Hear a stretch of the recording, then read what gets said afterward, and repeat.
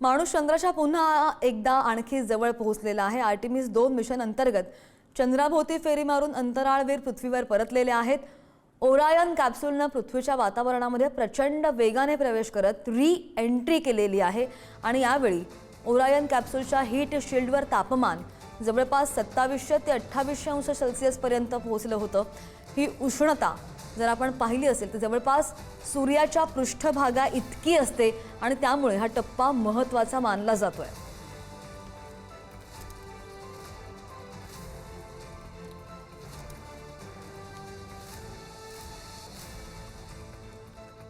पन्नास वर्षांनंतर पुन्हा एकदा माणूस अंतराळामध्ये जाऊन अंतराळवीर परतलेले आहेत आणि तीच ही दृश्य आपण पाहतोय।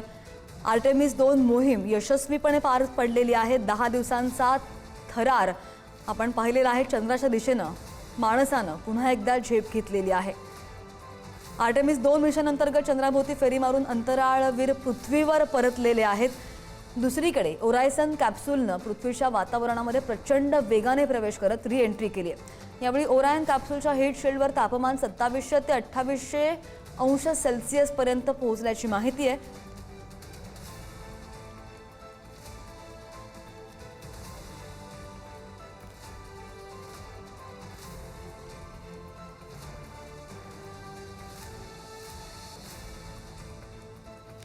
आणि या संदर्भात आपण बोलूयात संचालक MITचे इन्क्युबेशन संचालक अतुल खेरडे सर आपल्या सोबत आहेत। सर, आपण पाहिलं की 50 वर्षांनंतर आता ही अनुभूती आलेली आहे आणि इतिहास रचलेला आहे। कशी नेमकी आव्हानं आली असतील या अंतराळवीरांना? नमस्कार, आवाज येतोय माझा? हो सर, आवाज येतोय तुमचा। हो, यस। तर फारच मोठी गोष्ट होती आणि आता आपल्याकडे ते पृथ्वीवर अजून भारतीय वेळेप्रमाणे 8:37 ते याच्यावर उतरणार आहेत पाण्यावर, समुद्रावर। तर आता सकाळी अजून काही मिनिटांमध्ये ते उतरतील आणि ह्याच्यामध्ये खूप वेगवेगळ्या प्रकारची आव्हानं आली। काही गोष्टी ऐन वेळेवर ठरवाव्या लागतात। आता उदाहरणार्थ याच्यामध्ये एक अशी अडचण आली होती। थोडीशी मी काही 1-2 स्लाइड्स बनवले, त्या आधी दाखवतो म्हणजे मग पुढे आपल्याला बोलायला सोपं पडेल। हे दिसतंय का काही स्लाइड्स वगैरे? हे अशा प्रकारचं बर्न होतं त्याचं, म्हणजे ते जेव्हा अंतराळातनं पृथ्वीच्या वातावरणावर येतं तेव्हा ते एकदम अशा पद्धतीचं त्याच्यावर सगळं जाळ इतक्या जोरात घर्षण होतं हवेचं की ती समोरची हीट शील्ड असते ती सेरॅमिक मटेरियलची असते। ते 3000 वगैरेच्या वर जातं त्याचं तापमान। आणि या मागे तुम्हाला आठवत असेल कोलंबिया म्हणून एक होतं, त्याच्यामध्ये आपली कल्पना चावला पण होती, भारतीय मूळ असलेली। ते 7 जण एकदम या पॉइंटला घर्षण होऊन ते यान फुटलं आणि काही कळायच्या आतच ते सगळे एकदम भस्म झालं, म्हणजे त्या पूर्ण प्रोसेसमध्ये। तर ही खूप अडचणीची वेळ असते म्हणजे या क्षणी। त्यामुळे सगळेजण अगदी काय म्हणतात त्याला, किपिंग फिंगर्स क्रॉस्ड परिस्थितीमध्ये असतात। तर याच्यामध्ये मागे आता असं झालं होतं काल की त्याच्यामध्ये ऑक्सिडायझरचा जो टँक होता त्याचं प्रेशर थोडंसं कमी जास्त झालेलं होतं आणि हे असं व्हायला नको पाहिजे होतं। तो फार सिरियस प्रॉब्लेम नव्हता, पण आता हे जे या कॅप्सूल खाली उतरणार आहे याच्या मागे एक छोटंसं एक यानाचा भाग होता, तो सोडून दिलेला आहे त्यांनी आता, आणि त्याच्यामध्ये ते ऑक्सिडायझर होतं। तर मग यांनी असा ऐनवेळी निर्णय घेतला की बाकीचे लोक जे काय काम करतायत ते थांबवा आणि त्या ऑक्सिडायझरचा जो डेटा आहे तो सगळा काढून घ्या याच्यामध्ये, कारण की ते जळून जाणार आहे, तो सोडलेला भाग आहे तो पण जळून जाणार आहे। आणि त्यामुळे मग अशा लाईव्ह काही गोष्टी होत राहतात।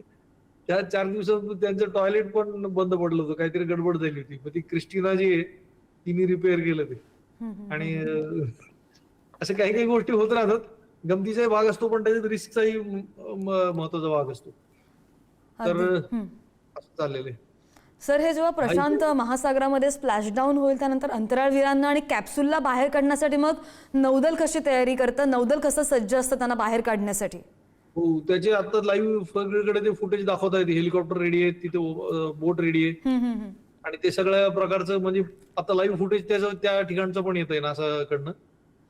तर ते कसं होतं, त्याची पूर्ण सिक्वेन्स आहे त्याचा आणि त्या सिक्वेन्स प्रमाणे म्हणजे हा तुम्हाला दिसेल का बघा, मी पूर्ण मांडलाय सिक्वेन्स तिथे टायमिंगचा।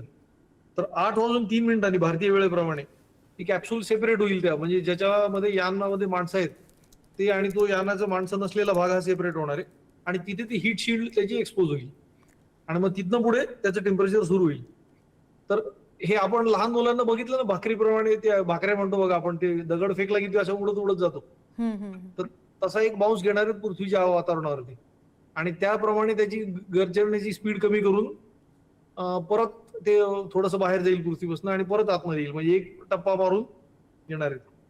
तर 8:07 त्याचं नवीन त्याचे रॉकेट सुरू होतील, ज्याच्यावरनं तो बर्न होणार आहे पूर्ण. फायनल शेवटचं त्याचं ते, म्हणजे ते कसं आता हे अनकंट्रोल्ड असतं पूर्ण, ते त्याचा नेम धरायचा आणि सोडून द्यायचा आणि असं विश्वास ठेवायचा की ते बरोबर त्या पॉइंटला येणार आहे.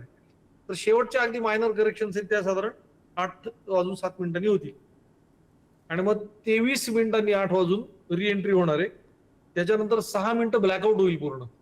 ते जळताना दिसत होतं ना, तर तो प्लाझ्मा नावाची एक अवस्था असते. तर त्याच्यामधनं रेडिओ कम्युनिकेशन काहीच होऊ शकत नाही आणि ते पूर्ण यान त्या प्लाझ्मामध्ये गुंडाळलं गेलेलं असतं. हे बघा, हे अशा परिस्थितीमध्ये. तर ही अवस्था साधारण 6 मिनिटं असणार आहे आणि त्या 6 मिनिटांमध्ये सगळ्यांची छातीचे ठोके, म्हणजे आता ज्यांना त्याच्यातल्या रिस्कची कल्पना आहे त्या सगळ्या लोकांना खूपच त्याचं हे असतं म्हणजे. आणि मग 8:33 ते पॅराशूट उघडतील त्याचे. 22,000 फुटावर असेल ती पृथ्वीपासून. तिथे पॅराशूट उघडले की त्याच्यानंतर 8:34 मेन पॅराशूट उघडणार आहे. ते पॅराशूट मध्ये पण 2 असतात. एक ड्रोग म्हणतात, तो छोटा पॅराशूट असतो, तो त्या पॅराशूटला ओढून बाहेर काढतो त्या मोठे. तर त्या 1 मिनिटामध्ये 18,000 फूट खाली उतरणार आहे ते आणि मग ती मोठे 3 पॅराशूट्स येतील. तर साधारण ते पाण्यामध्ये जेव्हा लँड होईल तेव्हा त्याचं 32 किलोमीटर पर आवर एवढी स्पीड असणार आहे त्याची. त्यामुळे म्हणजे बऱ्यापैकी गती असेल त्याची. आणि नंतर मग ते सॅन डियागो म्हणून एक जागा आहे पॅसिफिक महासागरात, त्याच्या बाजूला आहे. तर थोडं इकडे तिकडे जरी झालं तरी 100-200 फूट इकडे तिकडे होऊ शकतं ते. नाही, बरोबर आहे. आणि सर 50 वर्षांनी म्हणजे इतिहासच रचला गेलेला आहे असं म्हणावं लागेल. या अंतराळवीरांनी ही किमया साधलेली आहे. धन्यवाद, तुम्ही आमच्याशी सविस्तर बोललात त्यासाठी. तर MIT AIICचे इन्क्युबेटर संचालक अतुल खेरडे सर आपल्यासोबत होते आणि त्यांच्याशी आपण या संदर्भात बोलत होतो. आणि याच यशस्वी मोहिमेचं जगभरातून कौतुक सुद्धा होतंय.